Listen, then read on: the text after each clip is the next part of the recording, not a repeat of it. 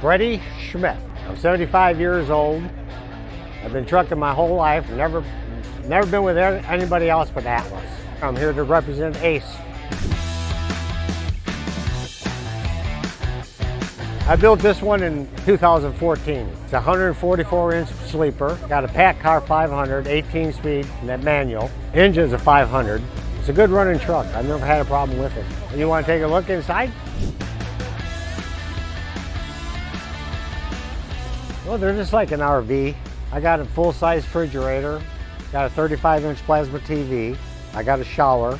My bed folds down to a double bed. Got plenty of closet space.